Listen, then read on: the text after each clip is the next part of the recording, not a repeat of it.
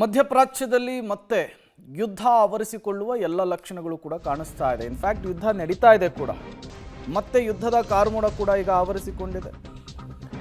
ಇಷ್ಟು ದಿನ ತಣ್ಣಗಾಗಿದ್ದಂತಹ ಕೊಲ್ಲಿ ಯುದ್ಧ ಮತ್ತೆ ಜೋರಾಗ್ತಾ ಇದೆ. ಕದನ ವಿರಾಮದ ಬಳಿಕ ಇಸ್ರೇಲ್ ಮೇಲೆ ಇರಾನ್ ರಣಭೀಕರ ದಾಳಿಯನ್ನು ನಡೆಸಿದೆ ಅನ್ನೋದು ಗೊತ್ತಾಗ್ತಾ ಇದೆ. ಇಸ್ರೇಲ್ ಮೇಲೆ ಇರಾನ್ನಿಂದ ಕ್ಷಿಪಣಿಗಳ ಸುರಿಮಳೆ ಆಗಿದೆ ಅನ್ನೋದು ಕೂಡ ಗೊತ್ತಾಗ್ತಾ ಇದೆ. ಟೆಲ್ ಅವೀವ್ ಸೇರಿ ಹಲವು ನಗರಗಳನ್ನು ಟಾರ್ಗೆಟ್ ಮಾಡಿಕೊಂಡಿತ್ತು ಇರಾನ್. ದಾಳಿಯನ್ನು ಮಾಡಿದೆ. ಶಾಂತಿ ಒಪ್ಪಂದದ ಕೊನೆಯ ಹಂತದಲ್ಲಿರುವಂತಹ ಸಂದರ್ಭದಲ್ಲಿಯೇ ಮತ್ತೆ ಸಂಘರ್ಷವಾಗಿದೆ.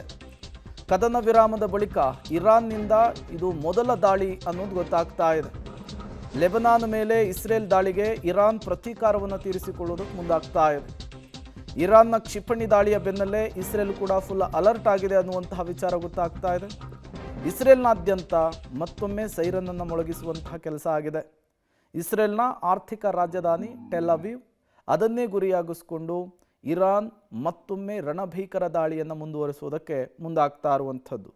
ಅಲ್ಲಿಗೆ ಮಧ್ಯಪ್ರಾಚ್ಯದಲ್ಲಿ ಶಾಂತಿ ನೆಲೆಸುತ್ತೆ, ಎಲ್ಲವೂ ಸರಿ ಹೋಗುತ್ತೆ, ಯುದ್ಧ ನಿಲ್ತಾ ಇದೆ ಅನ್ನುವಂತಹ ಸಂದರ್ಭದಲ್ಲಿಯೇ ಈ ದಾಳಿ ಪ್ರತಿ ದಾಳಿ ಜಗತ್ತಿನ ನೆಮ್ಮದಿಗೆ ಮತ್ತೊಮ್ಮೆ ಕೊಳ್ಳಿ ಇಡೋದು ಫಿಕ್ಸ್ ಅನ್ನೋದು ಗೊತ್ತಾಗ್ತಾ ಇದೆ. ಮಧ್ಯಪ್ರಾಚ್ಯದಲ್ಲಿ ಮತ್ತೆ ಜಾಸ್ತಿ ಆಗ್ತಾ ಇದೆ ಸಂಘರ್ಷ. ಕದನ ವಿರಾಮದ ಮೇಲೆ ಮತ್ತೆ ಅನಿಶ್ಚಿತತೆಯ ಕಾರ್ಮೋಡ ಆವರಿಸಿಕೊಂಡಿರುವಂತಹದ್ದು. ಇರಾನ್ ಪ್ರತಿ ದಾಳಿಗೆ ಇಸ್ರೇಲ್ನಿಂದಲೂ ಕೂಡ ದಾಳಿ ಆಗ್ತಾ ಇದೆ ಅನ್ನೋದು ಗೊತ್ತಾಗ್ತಾ ಇದೆ. 15 ನಗರಗಳನ್ನು ಗುರಿಯಾಗಿಸಿಕೊಂಡು ಇಸ್ರೇಲ್ ಡೆಡ್ಲಿ ಅಟ್ಯಾಕ್ ಅನ್ನು ಮಾಡಿದೆ ಅನ್ನೋದು ಗೊತ್ತಾಗ್ತಾ ಇದೆ. ಇಸ್ಫಹಾನ್ ಮೇಲೂ ಕೂಡ ಇಸ್ರೇಲ್ನಿಂದ ದಾಳಿಯಾಗಿದೆ. ಟೆಹರಾನ್ನ ಮೆಹರಾಬಾದ್ ಮೇಲೂ ಕೂಡ ದಾಳಿಯನ್ನು ಮಾಡಲಾಗಿದೆ. ಅಲ್ಲಿಗೆ ಮುಯ್ಯಿಗೆ ಮುಯ್ಯಿ, ರಕ್ತಕ್ಕೆ ರಕ್ತ, ದಾಳಿಗೆ ದಾಳಿ. ಜಗತ್ತಿನಲ್ಲಿ ಸೃಷ್ಟಿಯಾಗಿರುವಂತಹ ಅನಿಶ್ಚಿತತೆ, ಆತಂಕ ಮತ್ತಷ್ಟು ಜಾಸ್ತಿ ಆಗ್ತಾ ಇದೆ. ಮಧ್ಯಪ್ರಾಚ್ಯದಲ್ಲಿ ಯುದ್ಧ ಕಡಿಮೆ ಆಗ್ತಾ ಇಲ್ಲ. ಭಾರತ ಸೇರಿದಂತೆ ಬೇರೆ ಬೇರೆ ದೇಶಗಳಲ್ಲಿ ತೈಲ ಅಭಾವ ಈಗಾಗಲೇ ಸೃಷ್ಟಿಯಾಗಿದೆ.